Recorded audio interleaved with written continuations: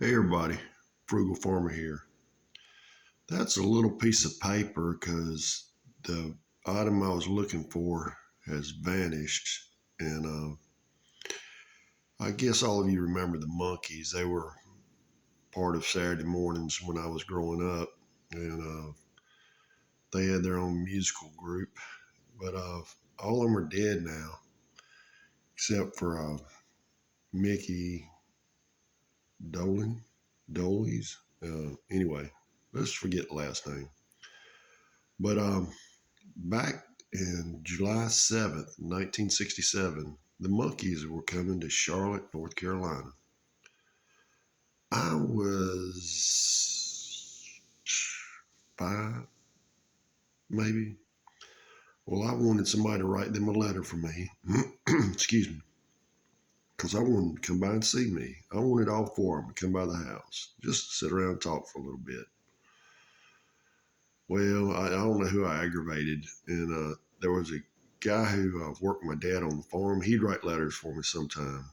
And I got him to write a love letter to a girl for me one time. I don't know what all it said because I couldn't read at the time. But anyway, I think it sounded pretty good. But he ended up writing the letter for me to the Monkees. And where are you going to send this letter? You know, I never planned that well. But anyway, uh, they played Charlotte, and the teenage girls, they could hardly hear them. But guess who their opening act was? The Jimi Hendrix Experience. Could you imagine that?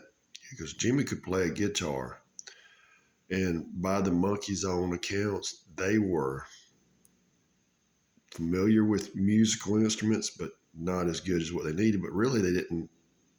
You didn't need it.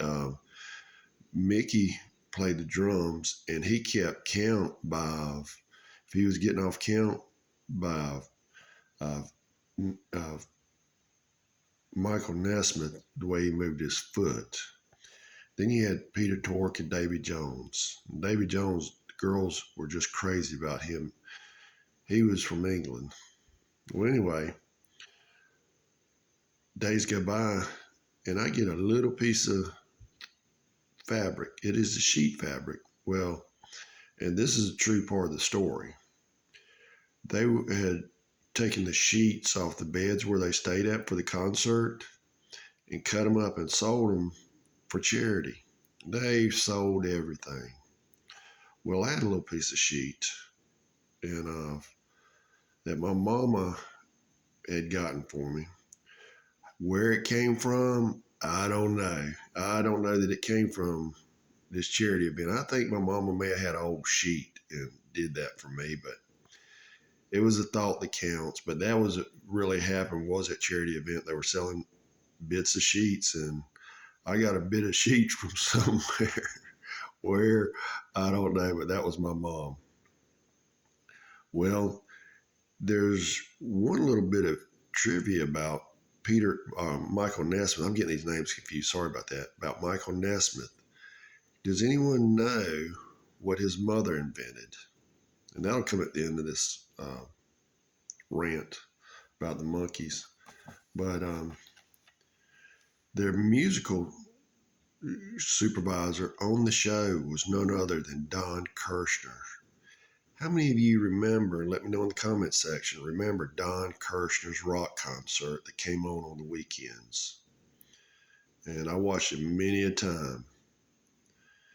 And to go back to Michael Nesmith, his mother invented liquid paper to put over mistakes while typing.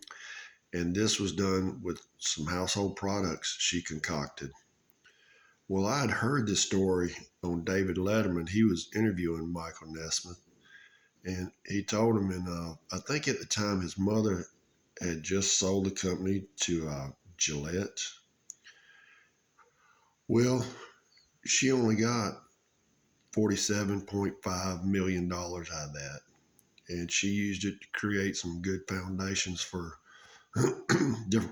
different women projects. And sorry, I'm doing this early in the morning. I'm kind of still stuffy. So anyway, but that's another one of my experiences. I'm just putting that pen beside that piece of paper to kind of show you the relative size of that piece of sheet that I once kept, and I had it for a long, long time. And then I got thinking about it. I'm like, you know what? I bet you my mom uh, switched on me and just gave me a piece of sheet, but I felt good about it and I appreciated it. And, her being that thoughtful to do that for me. Thanks for stopping by.